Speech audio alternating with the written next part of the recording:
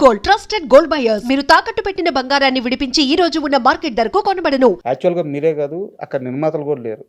Cinema release అయినప్పటి నుంచి తర్వాత నుంచి మీ ఇద్దరిని, అంటే నిర్మాతలు ఇద్దరిని మిమ్మల్ని కలిపి ఎక్కడ చూడలేదన్నమాట.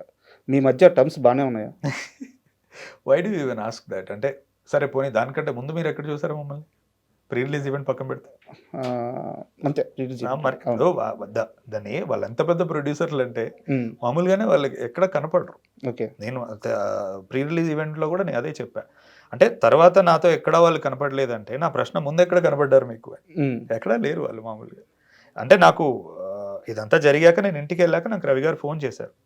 తను సినిమా గురించి ఏమీ మాట్లాడలే, నీకు బాగాలేదని విన్నాను, ఎలా ఉంది ఇప్పుడు, ఏమైంది అని, ఇంతే. ఓకే చెప్పాను, జాగ్రత్త అని ఫోన్ పెట్టేశాడు, ఇంతే. అంటే ఈ క్వశ్చన్ అడగడానికి కారణం ఏంటంటే, మీరు ఇది వరకు సినిమా రిలీజ్కు ముందు అర్హత అని ఓడు వాడి ఆడియన్స్ని హర్ట్ చేశారు. ఆ ఎఫెక్ట్ సినిమా మీద ఎంతో కొంత పడిందని నిర్మాతలు నమ్మారు. అందువల్ల మీ ఇద్దరి మధ్య డిస్ప్యూట్ వచ్చింది అని చెప్పి ఒక టాక్ నడిచింది. ఓకే, దీని గురించి మీరు సమాధానం ఇచ్చే ముందు అసలు ఆ రోజు ఏం మాట్లాడారు? మణిరత్నం గారి గురించి ప్రస్తావన, టగ్ లైఫ్ సినిమా గురించి ప్రస్తావన వచ్చింది. సో ఎప్పటి నుంచో మణిరత్నం గారి సినిమాలు చూసి ఆ లవ్ అనుభవించి ఇప్పుడు ఆ పెయిన్ భరించే వాళ్ళు ఒక మాట అంటే వారికి అర్హత ఉంటుంది. ఇప్పుడు అసలు మణిరత్నం ఎవరో తెలియని వాళ్ళు కూడా మణిరత్నం గారికి సినిమాలు ఎలా తీయాలో చెప్తున్నారు అని మీరు అన్నది ఎగ్జాక్ట్గా మాటలైతే ఇవే.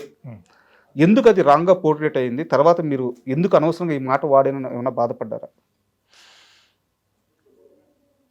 ఈ మాట వాడాను అనేది నేను బాధపడలేదు, కానీ కొన్నిసార్లు ఓపెన్ అవ్వకపోవడమే మంచిదనే ఫీలింగ్ నాకు వచ్చింది. ఎందుకంటే ఇప్పుడు మీరు అది రామశంకర్ శ్రీకర్కి ఇచ్చిన ఇంటర్వ్యూ అనుకుంటా, నేను అందులోకి వెళ్ళి క్లియర్గా మీరు చూసుకుంటే నేను ఎక్కడ ప్రేక్షకుడికి ఒక సినిమా చూశాక దాని గురించి చెప్పే అర్హత ఉండాలి అని నేను అనలేదు. యాజ్ ఇట్ ఈస్ నా మాట ఇదే.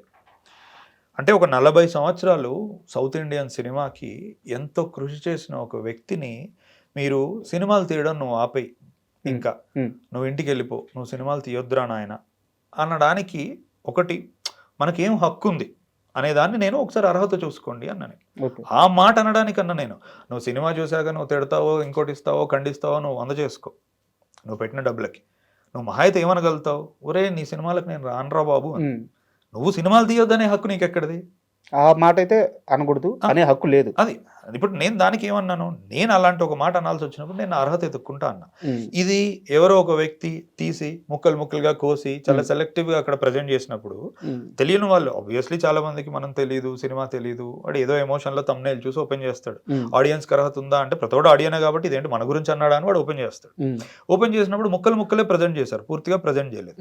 ఆబ్వియస్లీ అది చూసినప్పుడు అంటే మనకి ఒక చాలా ఫేమస్ ఆర్ట్ ఉంటుంది, ఒక టీవీ ఉండి కత్తి పట్టుకున్న ఒక షాడోలో ఓన్లీ కత్తి మాత్రమే వస్తుంది అనమాట. అవును, అంతే సెలెక్టెడ్ గా మనం అంతే చూపిస్తున్నాం, బయట ఏం జరిగిపోతే తెలీదు. సో ఇప్పుడు ఇదే పరిస్థితి అయింది అందరికి. నేను అర్హత అనేది నేను దేని గురించి అన్నాను?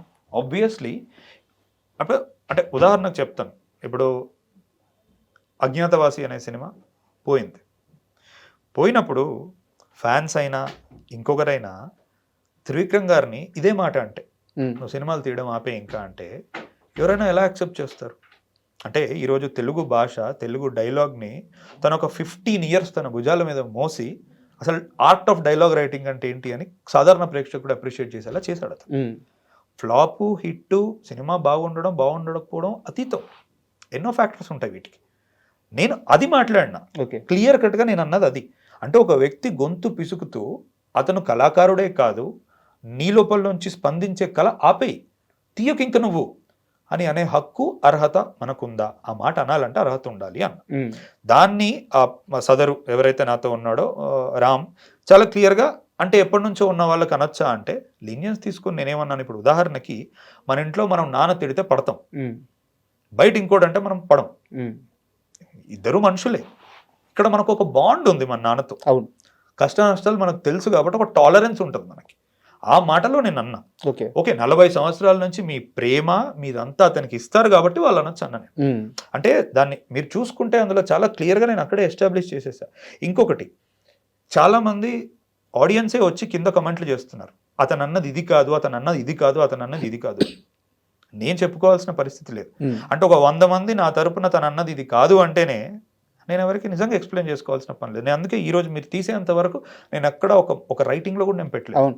ఎంతసేపు అండి, ఇప్పుడు నాకు ఏదో కొంతమంది ఉన్నారు 14, 10, 16, 17 వేల మంది నాకు కూడా ఉన్నారు ఇన్స్టాగ్రామ్లో. నేను చెప్పాలనుకుంటే పెట్టచ్చు అది, కానీ రియల్గా అది నన్ను ఏం హర్ట్ చేయలేదు. నేను దాని గురించి పెద్దగా ఆలోచించలేదు. ఎందుకంటే భగవద్గీతలో మనకు మాట ఉంటుంది, నువ్వు ఎంత పెద్ద ముచ్చటైనా చెప్పు, వినేవాడి మనస్థితి బట్టి వాడికి అది అర్థమవుతుంది. అది నేను మార్చలేను. అంతే కదా. Either something is wrong with you, something is wrong with your head. నువ్వు అట్లా ఆలోచిస్తున్నావు. అలాగే కదండి పెద్ద పెద్ద రివ్యూవర్లు కూడా, మనకి ఎక్స్ట్రాడినరీ సపోర్ట్ చేసిన ఒక రివ్యూవర్ ఉన్నాడు ఒకప్పుడు, తను కూడా అర్హత అని మాట్లాడాడు. ప్రేక్షకులు, తెలుగు ప్రేక్షకులు ఒక గొప్ప స్టఫ్ ఉంది, ఎవరికైనా డబుల్ రేట్లు ఇచ్చేస్తారు, అతను అర్హత అని మాట్లాడడం వల్లే సినిమా పోయింది ఈరోజు, లేకపోతే సినిమా ఇంకా ఎక్కువ మంది చూసేవాళ్ళు. అలాంటిది ఏమీ లేదండి. నాకు 23 సంవత్సరాల నుంచి జీవితంలో నాకు కాంటాక్ట్ లేని వ్యక్తులు నాకు ఈరోజు ఫోన్ చేశారు. నాకు మొన్న ఎవరో టీడీపీ ఎమ్మెల్యే ఫోన్ చేశాడు.